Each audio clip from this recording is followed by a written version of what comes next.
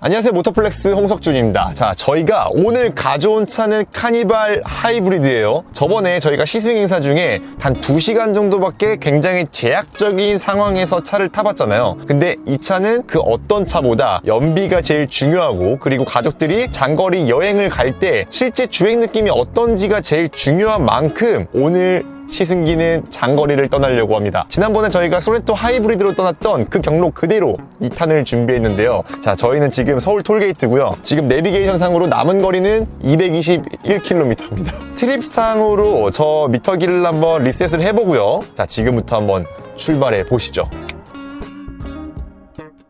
자, 저희는 바로 고속도로로 올라가가지고요, 가속을 이어가면서 주행을 하고 있는데요. 간단하게 이 차의 스펙을 좀 설명을 드릴게요. 저번에도 설명드렸지만 이 차에는 1.6L 가솔린 하이브리드 엔진이 얹어져 있습니다. 엔진 단독 출력만으로는 180마력을 발휘하고요, 모터는 73마력을 여기에 힘을 보태요. 근데 이 둘이 병렬 방식으로 이어져 있기 때문에 시스템 합산 출력은 245마력을 발휘하고요, 최대 토크는 37.4kgm 를 발휘합니다. 이 차의 무게가 하이브리드인데 그렇게 무거운 무게가 아니에요. 2165kg이 나가는데 이 무게를 끌기에는 245마력이 절대로 부족한 수치가 아닙니다. 그리고 이 똑같은 파워트레인을 얹고 있는 다른 현대기아 차들의 하이브리드 시스템이랑 비교를 해봐도 모터의 출력이 조금 더 높아요. 그래서 처음에 출발하거나 시내 구간을 달리고 이렇게 고속도로에 올라서도 가속 페달을 밟잖아요.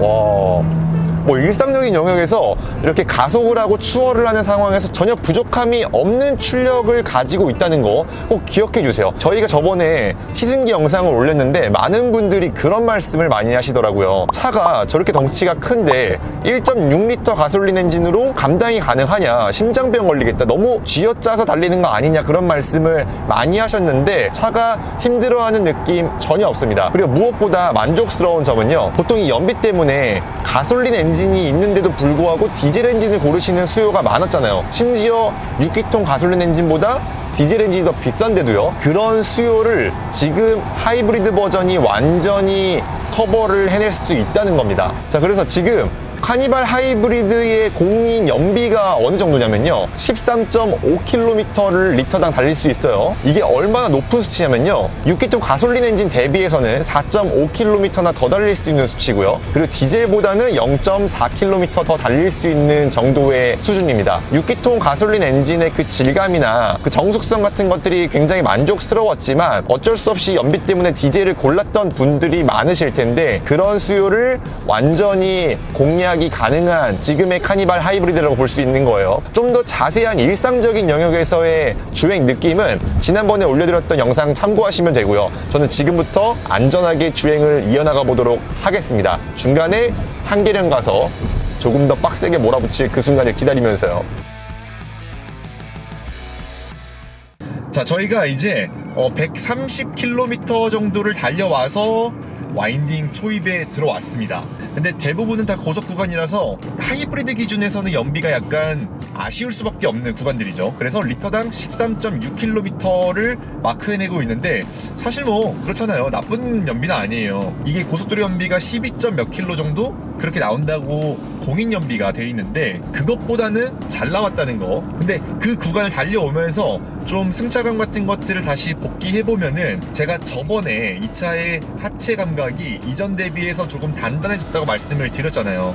근데 단단해져서 고속 구간에 들어서니까 이게 안정감이 되게 많이 올라오고 더 편안하게 느껴지더라고요. 노면의 요철 같은 것들도 크게 거슬리지 않았고요. 그리고 예전에는 속도를 많이 높였을 때는 차가 조금 불안해지고 좀 낭창거려서 속도를 일정 수준 이상 높이기가 좀 겁났던 부분들도 있었는데, 이번에 카니발 페이스리프트 버전으로 오면서, 그리고 하이브리드 버전은 특히 그런 고속 구간에서 안정감이 더 뛰어나다는 것도 느낄 수가 있었습니다. 바퀴가 조금 더 차체를 꽉 붙들고 있다는 느낌이 확실히 들었고, 무엇보다 하체 부품의 댐퍼의 용량 자체가 늘어났다고 해요. 그게 승차감이 더 좋아졌던 비결의 한 몫을 하는 것 같아요. 자, 이제 본격적으로 와인딩 구간이 시작되니까 조금 속도를 높여서 달려보겠습니다. 연비는 얼마나 떨어질지, 그리고 이 구간에서 이 무거운 차체를 얼마나 잘 받아줄지 기대가 됩니다.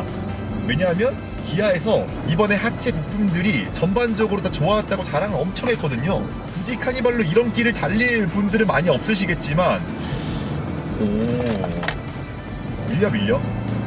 그렇게 깊은 코너가 아니었음에도 불구하고 이번엔 좀 더 깊은 코너니까 달려보겠습니다. 잠깐, 밀리는데 일정 수준 이상 밀리는 건 또 막아주네. 지금 눈이 녹아있는 길이라서 노면이 미끄러운 길이에요. 속도를 조금 더 높여서 달려나가는 이런 고속 코너 구간도 아주 무난하게 달려주고요. 물론 연속되는 구간에서는 여지없이 무너지긴 하거든요. 근데 이거는 어쩔 수 없는 거 아시잖아요. 이 차는 미니밴이거든요. 이 차로 이렇게 달리라고 만든 차가 아니기 때문에 무게중심이 흐트러지는 건 어쩔 수 없다고 하지만 개별적으로 돌아나가는 코너들에서 확실히 이전 대비 롤을 잘 잡아주는 것 같은 느낌은 분명하게 듭니다. 의외로 괜찮잖아? 연속되는 코너 구간? 심지어 어필이야. 속도를 냅니다.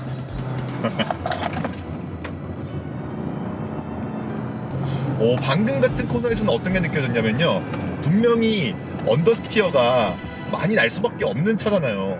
근데 그런 상황에서 오히려 차를 바깥으로 좀 미끄러뜨리면서 차가 코너 안쪽을 바라볼 수 있게 세팅을 계속 만들어주는 거, 그리고 이렇게 롤링이 생겼을 때 예전 카니발 페이스리프트 이전 말하는 거예요. 그 상황에서는 분명히 한쪽으로 막 심하게 무너져가지고 마운트를 칠 정도까지 왔었어요. 한번 테스트 해보자. 여기가 진짜 심하거든.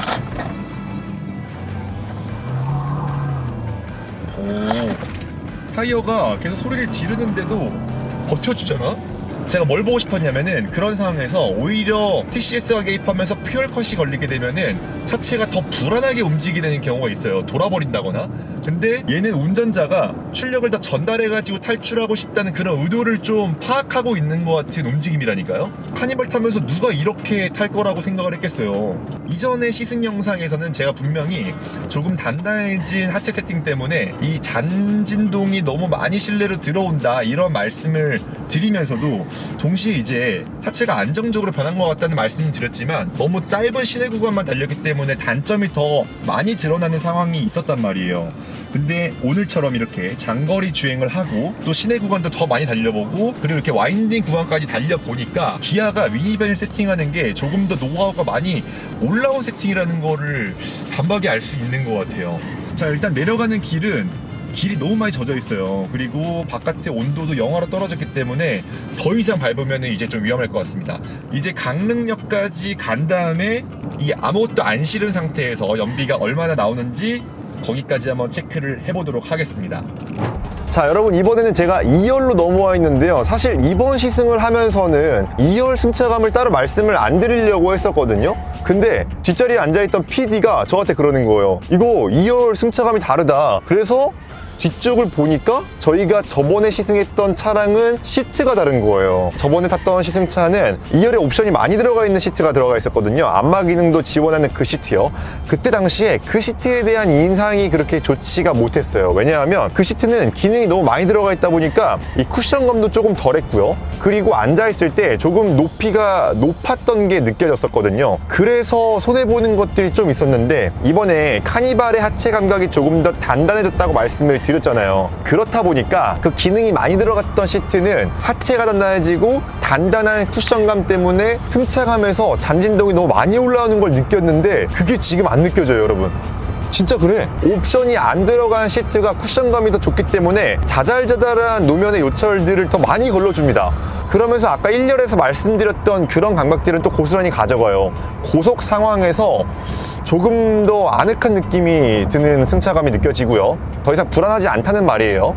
이거는 시트가 문제였네. 그러면 여러분들 2열 컴포트 패키지는 안 넣으시는 게 좋을 것 같습니다. 고급 시트를 고르지 않았다고 해서 2열에 필요한 기능들이 사라지는 건 아니에요. 여기 옆에 온열 시트 버튼이 있고요. 그 아래 통풍 시트도 있다 보니까 필요한 기능들은 또 다 갖추고 있다는 거, 전혀 부족함이 없습니다. 딱 좋아요.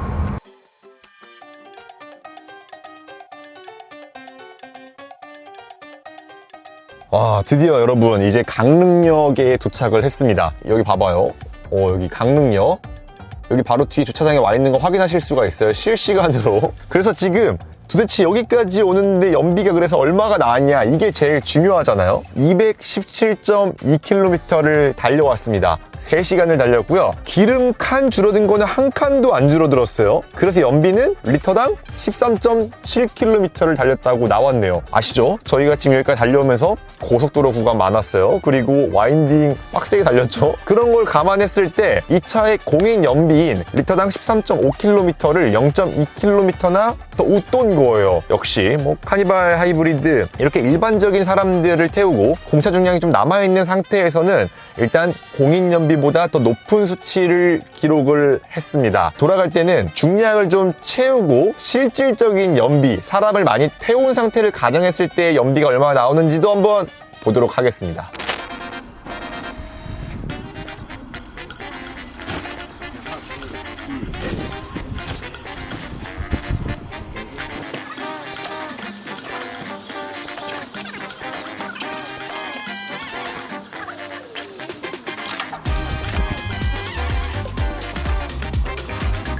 우리가 이 짓거리를 또 하고 있어.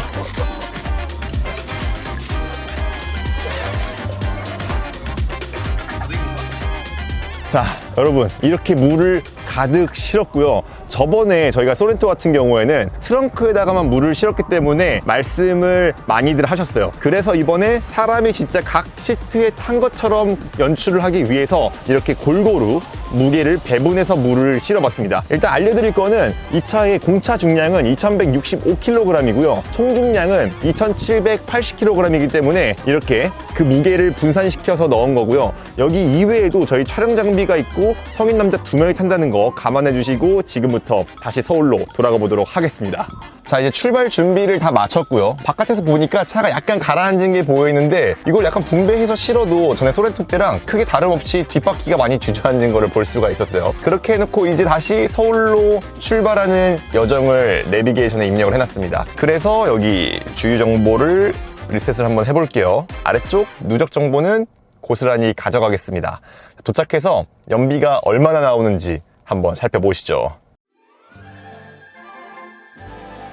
자, 저희는 물을 가득 싣고 이제 한 50km 정도를 달려와서 다시 한기령 여기 와인딩 초입으로 들어와 있습니다. 일단 여기까지 타고 오면서 좀 느꼈던 소감 같은 거를 말씀을 드릴게요. 여러분들이 가장 걱정하던 1.6L 가솔린 하이브리드 이 파워트레인에 대한 걱정들 있잖아요. 너무 쥐어짜면서 달리는 거 아니냐, 이렇게 짐을 실었을 때는 그게 더 드라마틱하게 느껴질 수밖에 없을 텐데, 일단 제가 한 가지 확실하게 말씀드릴 수 있는 거는 출력 걱정 절대로 하지 않으셔도 됩니다. 쥐어짜면서 달리는 것 같은 느낌은 전혀 들지 않고요. 저는 오히려 엔진이 더 많이 개입하지 않을까라는 생각을 했었는데 그런 것도 생각보다 덜합니다. 지금 언덕을 이렇게 올라가는 상황이잖아요. 그런데도 불구하고 엔진이 중간중간 잘 꺼져요. 그래서 여기 계기판 보시면 딱 에코 영역 안에서 파워트레인 출력이 유지되고 있죠. 짐을 많이 실지 않았을 때보다는 악셀레이터를 더 강하게 밟고 넘어가야 되는 거는 맞지만 짐을 많이 실었다고 해서 엄청 힘겹게 달려나가는 느낌은 절대로 들지 않습니다. 근데 이 하체 감각만큼은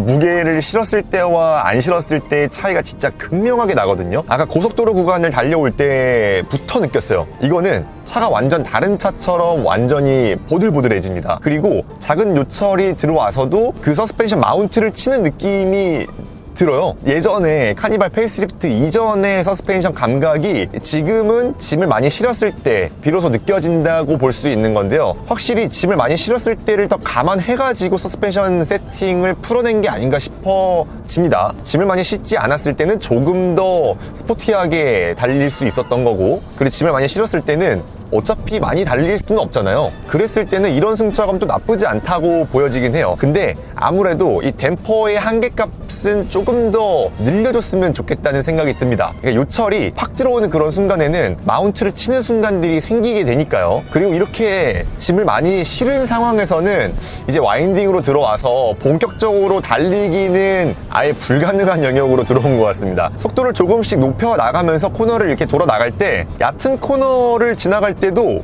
불안하게 느껴져요. 무게를 실은 만큼 서스펜션이 더 움푹움푹 들어가다 보니까 이렇게 롤링 같은 것도 약간 감당하기 힘든 영역까지 넘어왔기 때문에 카니발을 타면서 사람을 많이 싣거나 짐을 많이 실은 상태에서 이렇게 코너링을 공략하는 건 안 하시기를 추천드립니다. 올 때처럼 그렇게 빡세게 달리지를 못하겠어요. 이게 이렇게 조그만한 코너를 조금 속도 높여서 돌아 나가더라도 롤링이 너무 크게 잡히거든요. 이 차체 앞쪽은 엔진이랑 저희 앉아있는 거 빼고는 크게 다를 바가 없기 때문에 이 앞코의 움직임이 불안정하진 않은데, 뒤쪽의 서스펜션이 많이 무너지다 보니까 짐을 많이 실은 상태에서는 진짜 힘들어요. 이런 코너, 지금 깊은 코너를 돌아 나갈 때는 한번 돌아 나가보자. 오유, 반대 또, 와, 이것 봐. 무게중심이 회복하지 못한 상황에서 다음번 코너를 공략하다 보니까 불안해요. 너무 불안하네. 그리고 와인딩을 이렇게 돌아 나가다 보니까 연비도 확실히 짐을 싣기 전보다 확 떨어지는 게 지금 보이거든요. 이런 상황에서 지금 단지 와인딩에 들어와서 한 7km 정도 달려온 상황인데, 리터당 연비가 10.9km까지 줄었습니다. 저희는 와인딩을 무사히 잘 지나가지고 서울 쪽으로 또 한 번 더 쭉 달려본 다음에 최종 연비를 말씀드려 보도록 하겠습니다.